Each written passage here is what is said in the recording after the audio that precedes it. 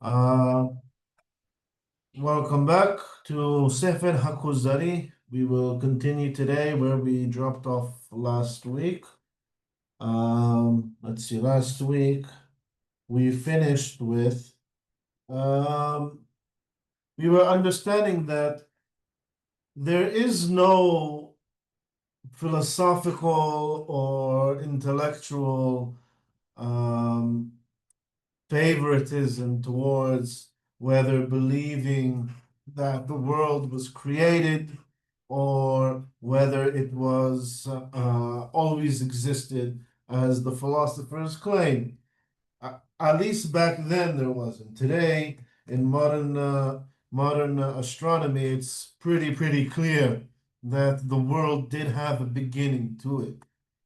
Um, but that's very recent. Up until maybe 50 years ago, 100 years ago, that was the question that was bothering everyone.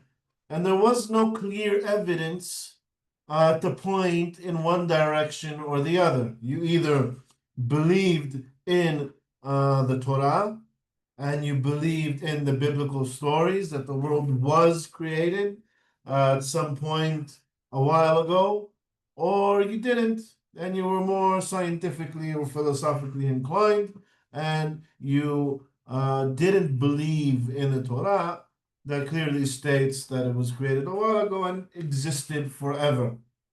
Okay? Um, and today we're going to talk a little bit more about this division, this so-called division between nature and science versus divine wisdom. And this, by the way, is still an argument that's going on today between what they call the creationists and the scientists, or more the atheist scientists. So the king of Kuzar, he says, so far I'm satisfied with what you said. Okay, so there is no um, there is no evidence pointing to one direction over the other. We'll call it the logical or rational arguments are equally sound on both sides. However, in addition to our call it rational arguments, we can back it up with revelation. And we proved through history that revelation is real, at least the divine providence over the Jewish people and the divine revelation at Sinai, and the stories of the Exodus and everything that happened then.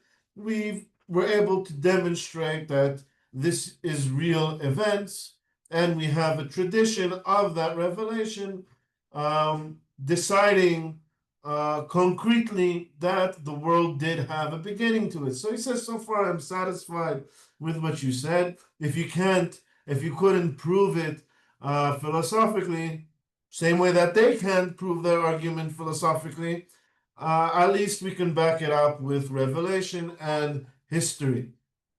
He says, but keep going. I'll ask you for stronger proofs later, right? Later on in the book, he says, this is enough for our discussion at this point. I want to understand a little bit more about your theology for now.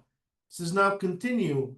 How did you ever become convinced that the creator of body, soul, intellect, and angels, the one so exalted that the mind, let alone the senses, cannot grasp him, actually speaks to creatures made of such lowly, impure matter?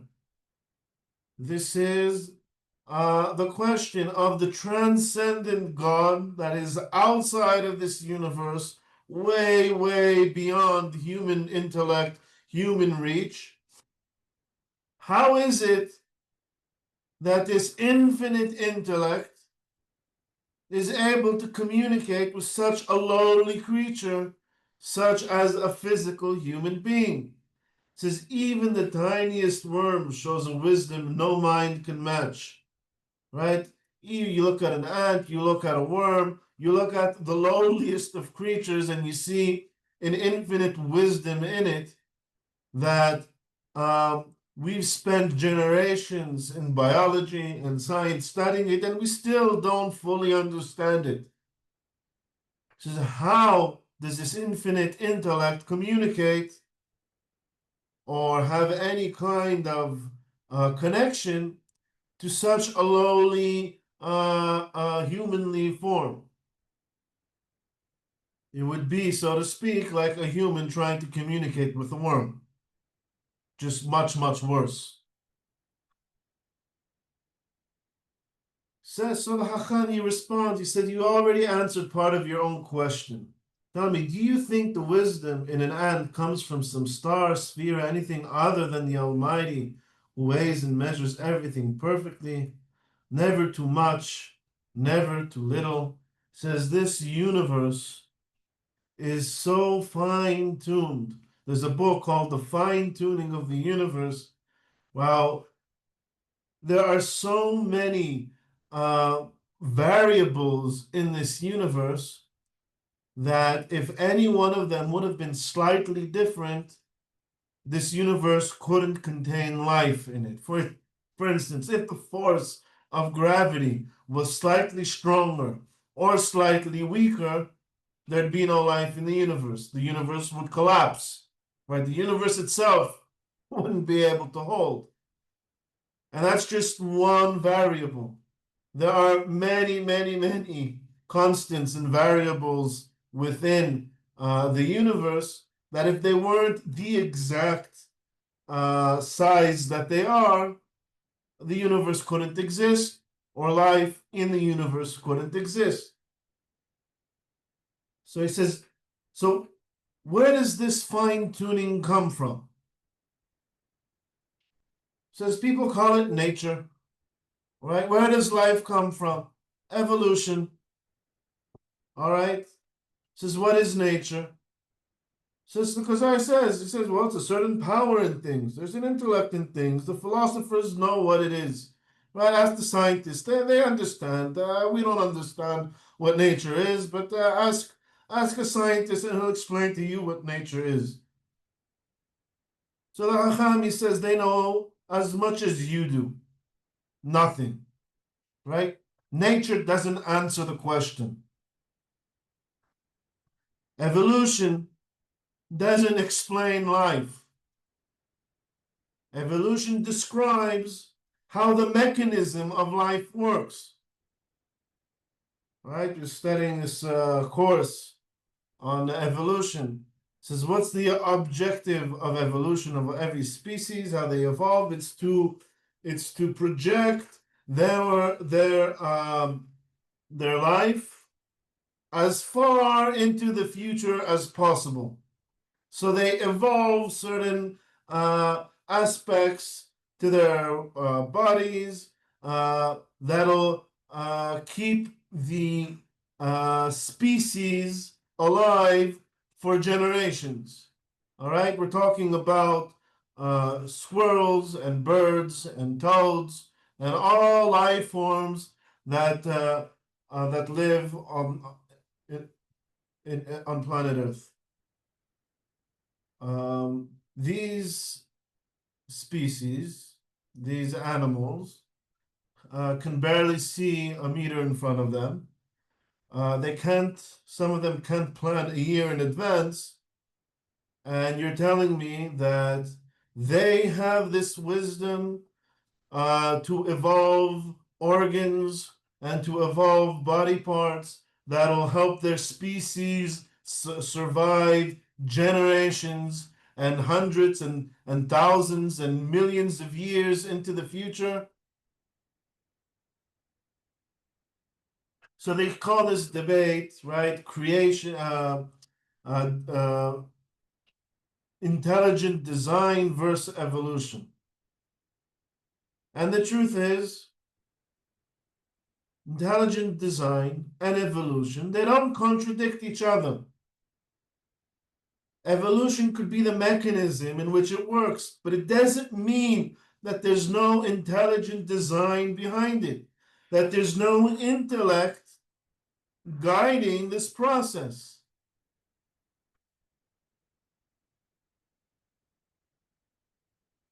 So when a scientist or a biologist comes to you and says, well, this is evolution, right? They know exactly as much as you do in how this works.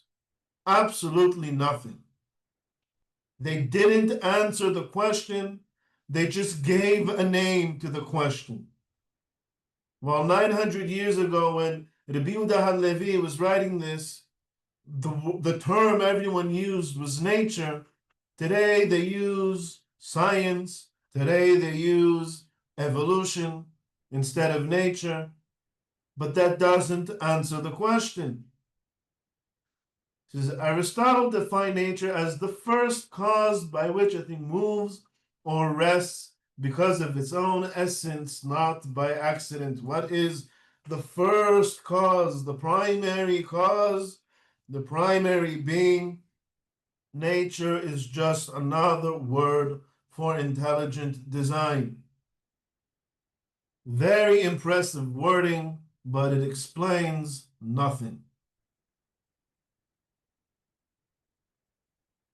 Heat, cold, moisture, dryness, those are powers, right? So they say they ascribe all sorts of functions to celestial beings, to the four elements. Those are powers. Those are forces in nature, right? The wind blows, right? The heat, the sun warms up the earth, and the waters evaporate from the seas, and the wind blows it over the land, and then rain comes down, right, and sustains life on earth. We can understand the mechanism, right? But to say that the sun is bringing rain on the people of the earth and saying it's consciously doing so is a little bit far-fetched. There's wisdom, but wisdom, intention, exact proportion, perfect measurement, precise dosage, choice of time, place, patient quantity and quality. Those cannot belong to blind elements, right? Water doesn't understand what's happening when it's evaporating, right? Turning into a vapor, being moved across long stretches of land, and then turning back into rain, and then being devoured by creatures, and then coming out of their bodies and going back into the land. It's a blind element. Forming, measuring, producing, and everything that shows deliberate purpose can only come from the all-wise chooser. Right? All these things, when you study science, the more science you study, the more you see the infinite wisdom in the design of this world. And this wisdom doesn't originate from the elements themselves. If so, the human body, which contains tons of these elements, would be infinitely wise and would intuitively understand how everything works. Imagine if we needed to understand, we needed to have PhDs in understanding human anatomy and biological process in order to function as human beings.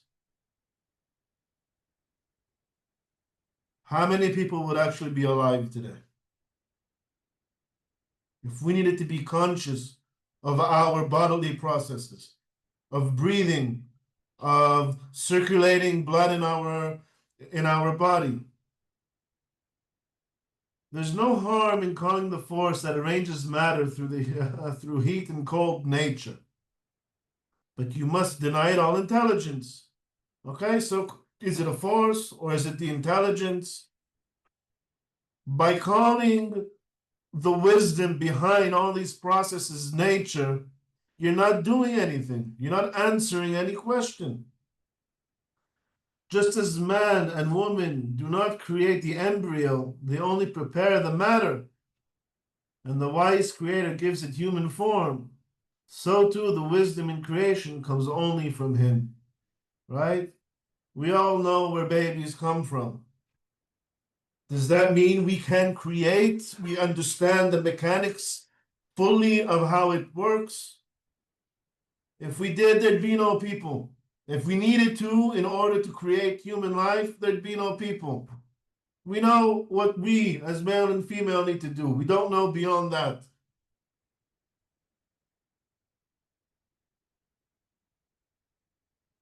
So how does that answer our question of how does a transcendent, right, infinite, intelligent being connect with the beings themselves, us? It says, do not think it strange that clear traces of God can appear in the physical world.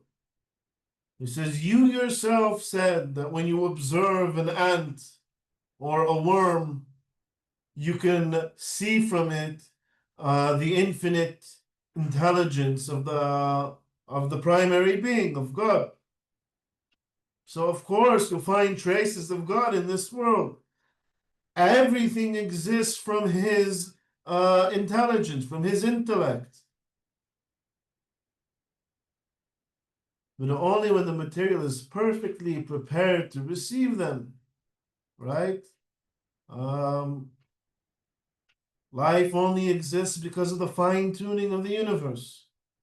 He says, so too, God can create a being that's able to connect with him through fine-tuning of this being. By the way, it's both physically and we'll call it spiritually / intellectually. In that preparation lies the roots of true faith and also the roots of unbelief. So he says, how so? How could it be this one concept both describe the connection to God and the disconnection from God? It says the conditions that make a person fit to receive the divine influence are not in his control. Right? Same way, the mechanism that makes us breathe is not in our control. The fine-tuning of the universe that allows us to live is beyond our control. Yet here we are enjoying it and living. Says the real life, the life that is the connection to God, the eternal life, also the mechanism for that life is also beyond our control. No one can know their exact quantity, quality, timing, place, or connection, right? Like all these rituals that God prescribed us to do, right? Build me a mikdash, bring korbanot, do it this way, face the east, face the west, right? All these perfectly detailed laws of how to come close. What is korban? The word korban comes from the word karov, right? To bring us closer to God. It says nobody can figure these things out for themselves. For that, you need detailed, inspired instruction. You can't invent a ritual to serve God and to come close to him. It's too precise and way beyond the human intellect. Where does it come from? God needs to prescribe it.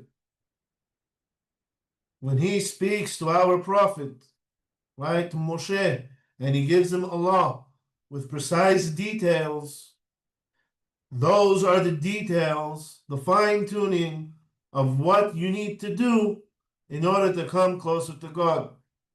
You need to pray, you need to put on tefillin, right? You need to keep Shabbat, right? You need to bring korban on Pesach, you need to eat matzah on Pesach.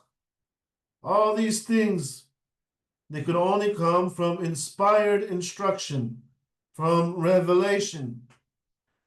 Anyone who tries to work it out by speculation, astrology, talismans, or magic, is like an ignorant fool who walks in the office of the greatest physician while the doctor is away. Right? It's like he walks into a pharmacy, takes all the herbs, and starts to mix different things together to create a medication. When he's not trained, he's not a trained physician, he doesn't know the effects of and the exact quantities to mix. The shelves are full of medicines, perfectly labeled, dosage, timing, patient condition, right?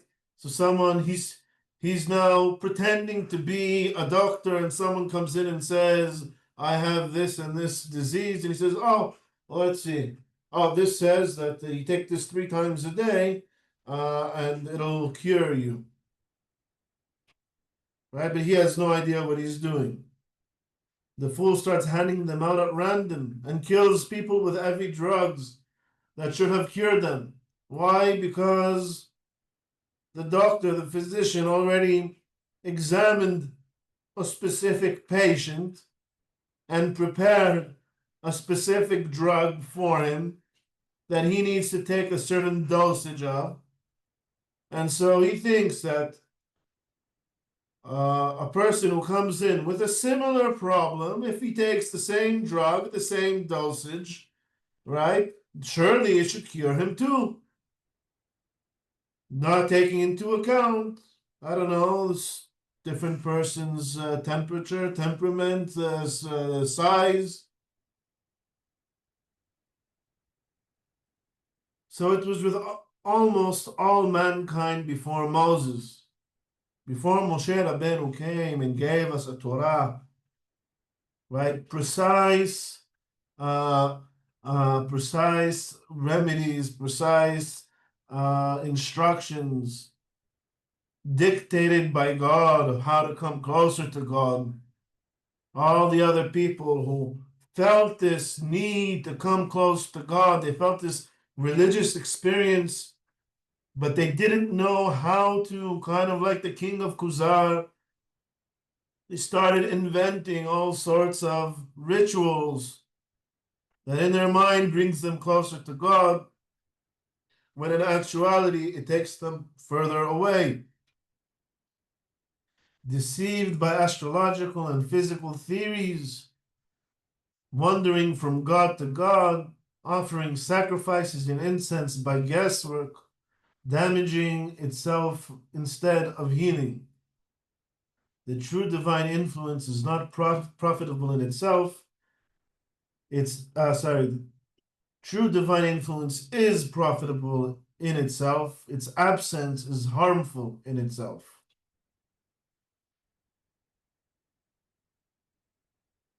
So they'd be making up their own rituals. Probably in the next lecture, we'll actually get into more the philosophy behind Avodah Zarah, right?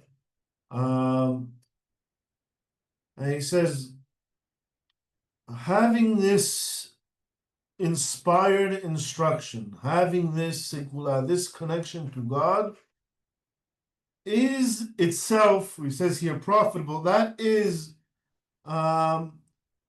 the greatest reward you can have.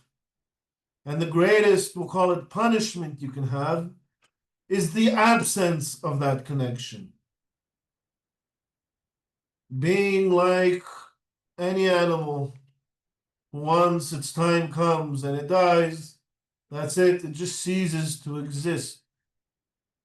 It says, being a person or a living soul that has no connection, has no real intellect, has no connection to God, says that is the worst fate of man. The greatest fate of man is having this connection to God. And the only way to develop this connection with God is with the inspired instruction, right, through revelation and not through speculation. So we could call this, right, the nature of, we'll call it the science of the spiritual nature, the spiritual science of how to come close to God.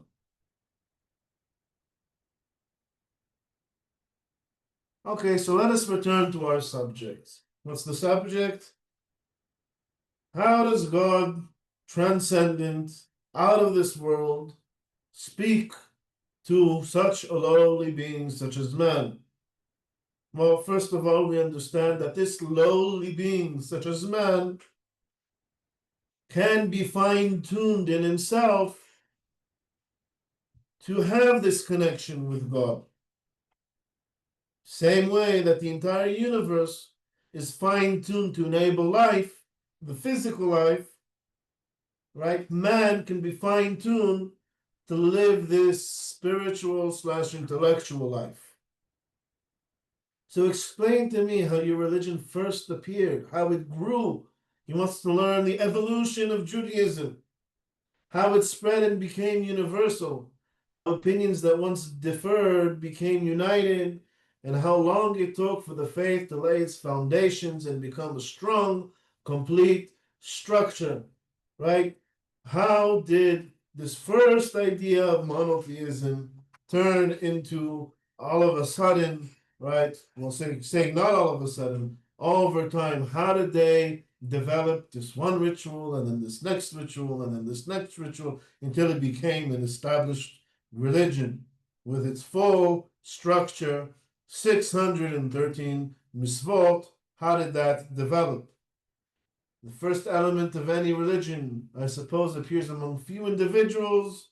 They support one another in upholding the belief that is please God to promulgate. Their numbers gradually increases. They grow stronger, or a king arises who helps them and forces his subjects to adopt the same faith. Right? How does any religion begin? A few people have an idea. Maybe they convince each other. Maybe they convince some other people. Maybe one of them is very, very strong and he becomes a king. And now it's decreed that this is the official religion of this kingdom, right? What's it called? Uh, in Nicaea, right? How did Christianity become the official religion of the Roman Empire? There was Constantine decided that he's going to enforce Christianity over the Roman Empire. By the way, later on, they also had a convention to discuss what are the actual tenets of Christianity. So, what does the rabbi say? Says that is exactly how religions of human origin arise. Right? When it's based on speculation, different people have different speculations, right? Maybe they manage to convince others. Maybe there's someone strong who can enforce it on others. And it's an evolutionary process. Religions that are a product of reason and speculation. When such a man succeeds, he reaches an exalted position. People say he was inspired by God or supported by heaven, right? He managed to spread out his idea, so he must have been inspired by God to do so. But that's the source of human religions, those that are based on reason and or speculation. But a religion of divine origin arises suddenly. It is commanded to appear, and it is there. It just is, right? It doesn't need to evolve over years. Just as the world itself was commanded to appear, and it was there. Yomer Elohim yehi or, God said, let there be light. Vahi or, and there was light. It does not grow slowly. It is bidden to arise, and it stands complete, like the creation of the heavens and the earth. Same way God created a universe, right? God, who isn't bound by time, he's the creator of time. So when he creates a universe, the universe is complete in its entirety from beginning to end. So too, when he creates a law, When he creates a form of worship, he creates it in its entirety. 613 mitzvot. Boom. There you go. How do we come close to you? Here it is.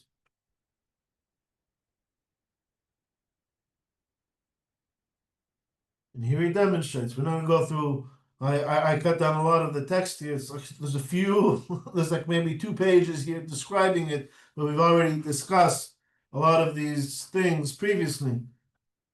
He says 600,000 adult men, all descendants from the 12 tribes, no strangers among them, lived as slaves in Egypt. Pharaoh was killing their babies. 7 mighty nations occupied the land promised to their fathers, right? All these miracles that happened, it was all within a generation, all of a sudden. God sent Moses and Aaron with signs over Pharaoh. 10 plagues struck only Egypt, right? Or the Bechorot, only hit the Bechorot. Every single house that someone die, except for the Jewish people, right? There's the miracles of the Exodus, again, the 10 plagues, right? The midnight of the Passover with the death of the firstborns, right? The splitting of the Red Sea. They came to Sinai. They were sustained for 40 years by the man, right? How do you sustain an entire nation in the wilderness, right? We know, even if we don't have evidence of the man itself, there was an entire nation for an entire generation wandering the wilderness. Where do they get water from? Where do they get food from? That in itself is a miracle. The revelation at Sinai, right? 3 days of preparation. Says all this happened within one generation. The result, before such public, overwhelming evidence, every suspicion of trickery, necromancy, or human intervention disappears. Right? We've already discussed this at length in the 2 previous lectures.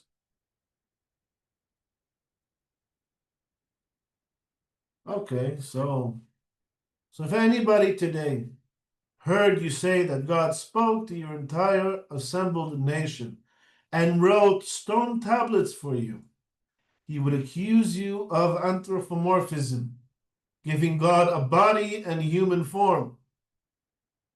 Right? God spoke, he must have a voice. God wrote tablets, he must have a hand, somehow carved something into the tablets, right? By the way, interesting point that Maimonides brings regarding the tablets, right? It says, if you go back to the beginning, the opening of today's class, right? You said the philosophers, they just substituted the word God for the word nature. Maimonides kind of does the same thing, but the other way around. It says anything that the Torah says was created by God, it means it's not artificially created by man. So anything that the Torah says was created by God, it means it's found this way naturally. So he says what was so unique about the tablets is that when Moshe went up to get the tablets, it said they were already formed naturally in the side of the mountain. He's kind of like flipping it over. So that already answers. Okay, so he created tablets. How did he create the tablets? Yeah, the same way he created the rest of the world. Right? So geological tectonic plates smashed into each other, a mountain arose, and part of that formation of the mountain created these tablets that had writing embedded in it. It was a natural process that the 10 Commandments came into being. And the Mishnah, by the way, the Mishnah in Masechet Avot, it says that there were 10 things that were created, right, on the eve of the 5th day, right? It says Ben Hashemashot, right after the sun set, but before the stars came out, right? Ben Hashemashot. HaKitav veHamichtav. This is the writing like the tablets and the writing that's on them. All right, so he says, but if anyone were to hear that God had, spoke to an entire nation and he wrote these tablets, they would think God has a hand, God has a voice, he must have vocal cords, right? So he would say that you believe that this transcendent God has a physical being. Says, God forbid. Hacham says, no way. That I believe anything against reason or the senses, right? Reason dictates that the primary being is an infinite being and therefore is not bound by any physical form. The very first of the Ten Commandments commands belief in a divine providence or divine existence. Is wrong. Let's see. The second forbids worshiping any other god, making images, even a physical representation of God, not a representation of a non-physical God, but even a representation, a physical representation of an infinite God is forbidden. Or representing God in any physical form whatsoever. How could we possibly think God has a body when we don't even ascribe a body to the human soul? The real essence of a person. What makes a human human, right, is something non-physical. It's not the size of his body. It's not the shape of his body. It's not the color of his skin, the color of his eyes. None of those descriptions are essential to man as man. What makes man man, right? We'll have a whole class on that, on the image of God. It has to do with his connection to God, his intellect, his soul. It says even that, it's not bound by locality, it's non-physical, doesn't exist in any place or at any time. It just exists. The Moses who taught us, guided us, and spoke to us was not in his tongue, heart, or brain. You weren't following the body of Moses. We were following the teachings of Moses. Those were only tools. He had legs so that he can walk, so he could go walk up the mountain and walk down, right? And lead us through the desert. That's the point of Moses' body. Is that who Moses is? Is that who Moshe is? Is the Torah Moshe? It's his connection to God and his ability to relay the Torah to us. The true Moshe was his incorporeal intellectual soul, unlimited by space, not bound by any location, able to contain the forms of all created things, even if a created human soul is beyond physical form, how much more so the creator of everything.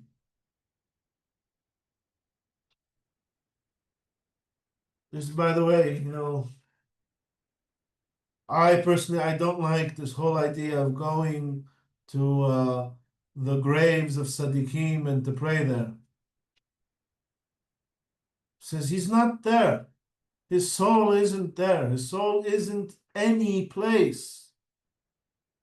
The true way, and this is how it's brought in Halakha, the true way to connect to a Sadiq is to read his books, to learn his wisdom.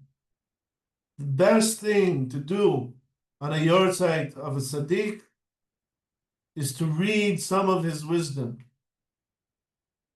That's how you'll connect to him. Learn a chidush of his. That's how you keep him alive. You keep his ideas alive. Can I have a question? Yes, please. Yes.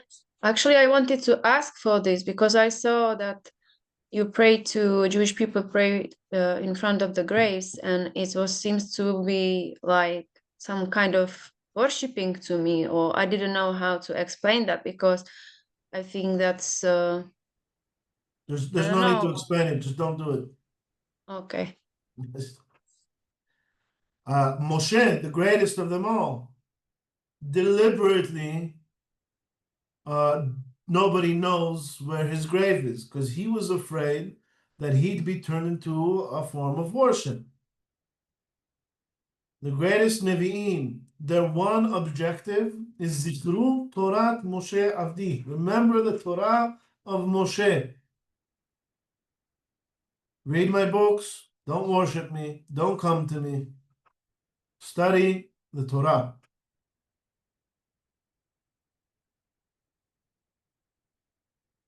I'm just going to say one word about this need that people have to go to graves. It's a real need, and we're going to see that when we talk about also other forms of worship, where people have a need for some sort of physical representation of God, a connection to God. And that's why the Torah prescribed for us a Beit Mikdash. He said, I don't want you worshiping anywhere. I want you worshiping one God in one location, even though God is beyond location and has no location.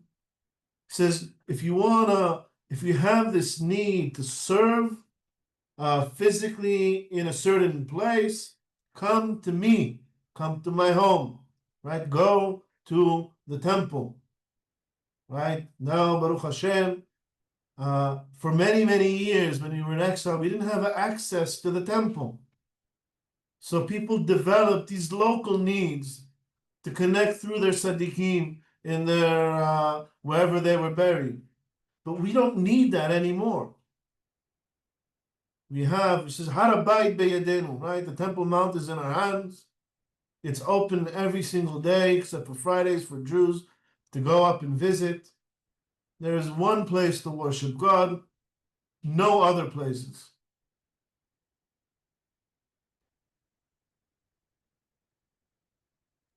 But Yet we do Sammy, not, sorry, yes, sorry, you cut out. I thought that your paused. I'm sorry for interrupting you. no, please, you have a question? Aren't we not allowed to pray on Harabite? Like, can't you get arrested or something like that? That used to be the case. That's not the case anymore. Baruch Hashem, as more people come up to Harabait, we grant ourselves more and more rights. It's kind of ridiculous that we need to grant ourselves rights, right? But that's unfortunately, that's the situation. Today, you can actually have full tefillah with minyan on Harabait, with complete ishtahavaya, bowing down, prostrating yourself completely on the floor. It's a beautiful thing to see how things are progressing on Temple Mount. So you could definitely pray on Harabait. And even when you weren't allowed to pray on Harabait, who could stop you? Right? You could pray intellectually in your mind. You're not allowed to bring the Sidur up to Harabait. However, you could bring your phone that has a Sidur in it on Harabait. So it's B'kitzur, you need a place to pray, to come to visit God. There's one place that he prescribed to do that. That's on Temple Mount.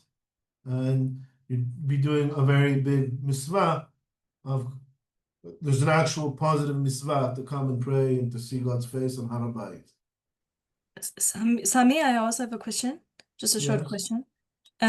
So you said about physical representation. So if we pray at the kotel, that's something different from the grave because the kotel is part of the, or was part of the temple area. There's nothing wrong with praying at the kotel. I won't say that there's anything wrong with praying at the kotel.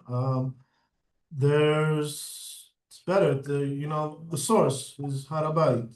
Just to understand The the problem difference between is a that you grave can't and always go up to Harabait if there's certain restrictions, halachic restrictions. If any of those restrictions apply to you and you can't go up, then yeah, go to the kotel.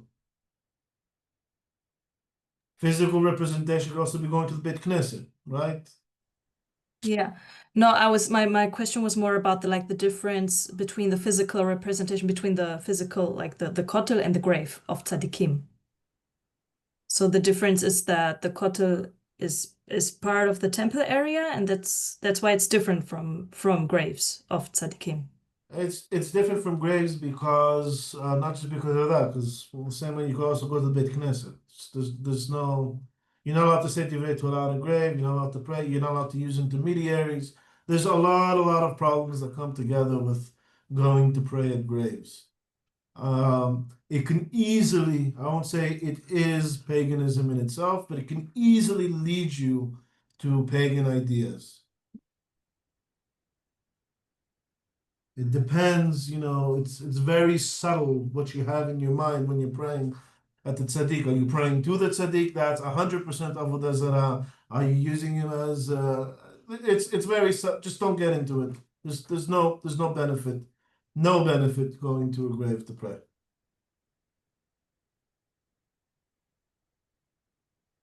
All right. Yet we do not deny what actually happened at Revelation. We openly say we do not know exactly how divine will became a physical voice. I think that I skipped something here.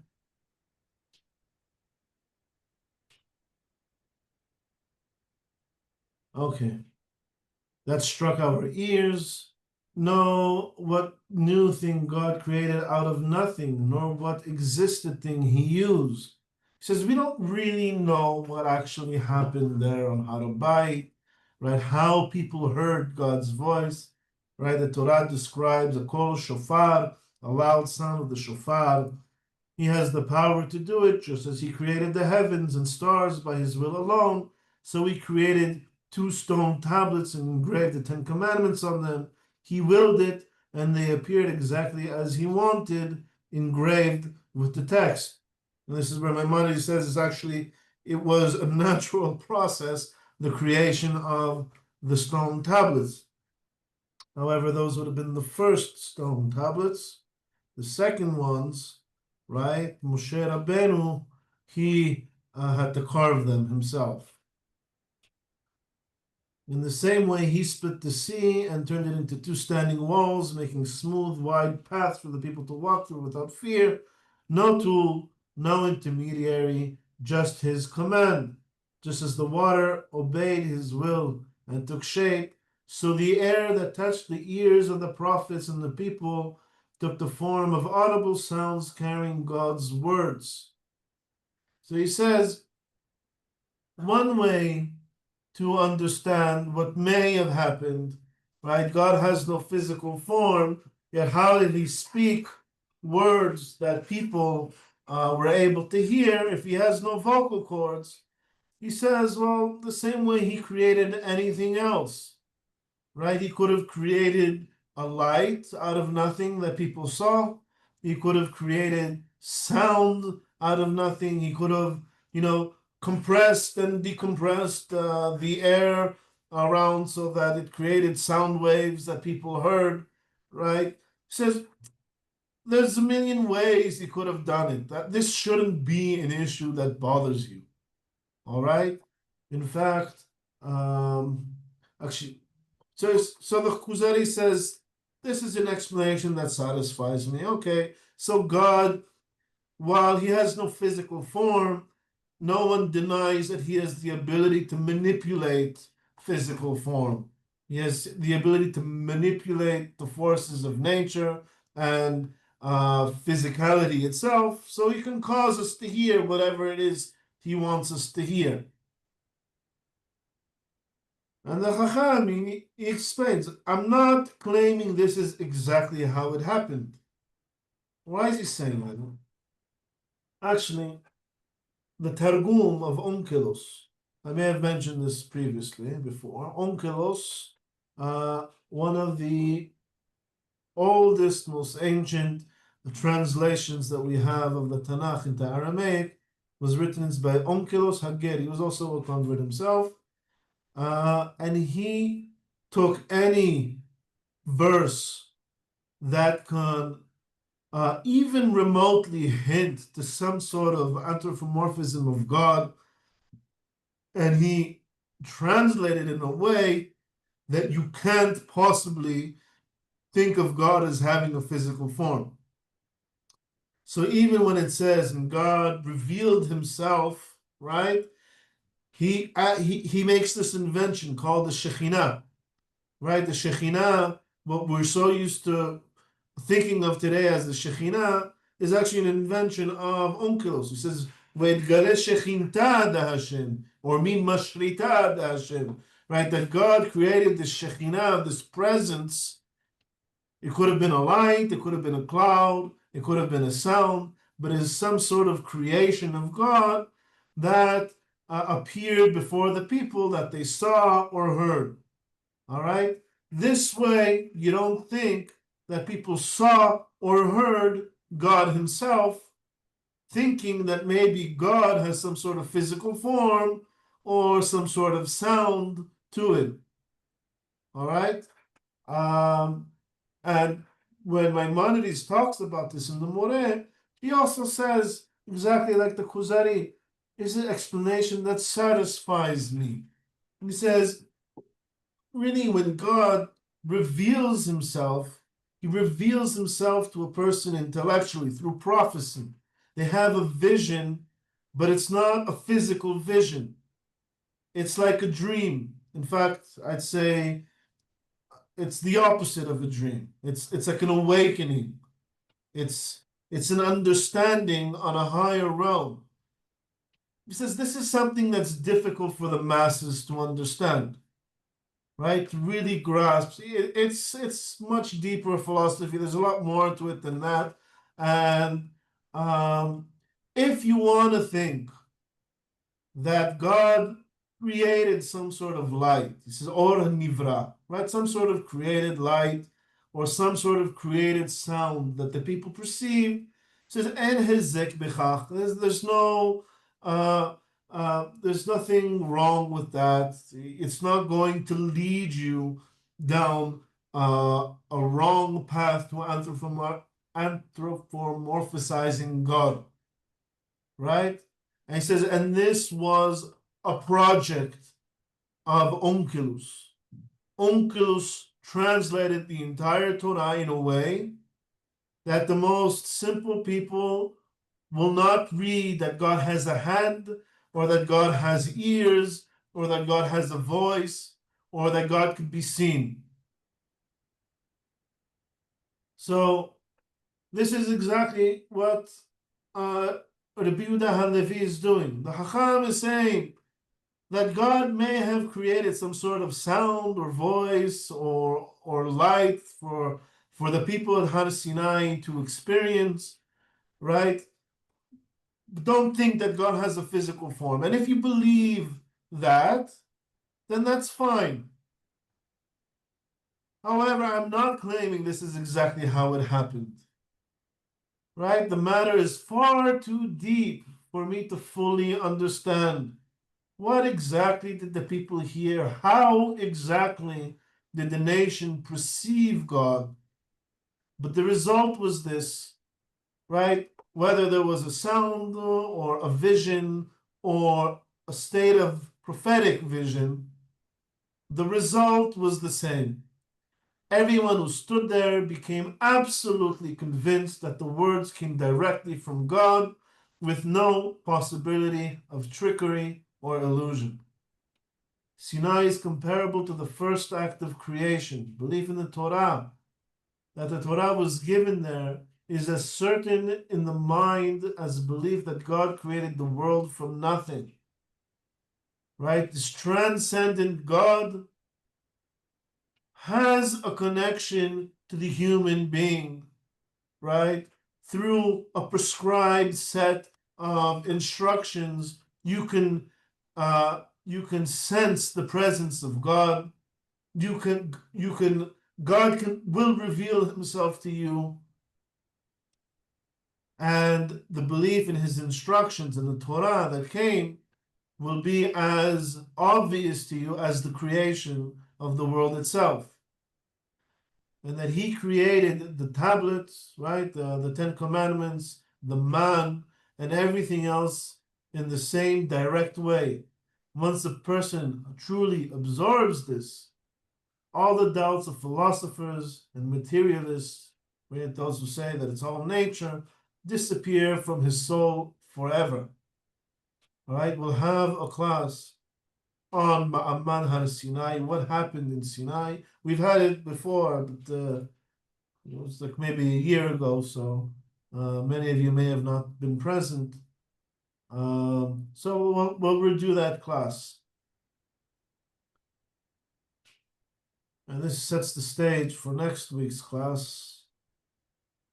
He says, the Kuzari says, be careful, Rabbi. You're getting carried away praising your people so much that you seem to forget their disobedience, right? Right after this tremendous Ma'aman Har Sinai, the people created a golden calf. Right in the middle of this revelation, they made a golden calf and worshipped it. And that's going to be the topic of next week's class. What actually happened there? Was it as bad as the king of Kuzari is making it out to be? Why was it so bad? And that's what we will be discussing next week, Be'ezrat Hashem. Any questions?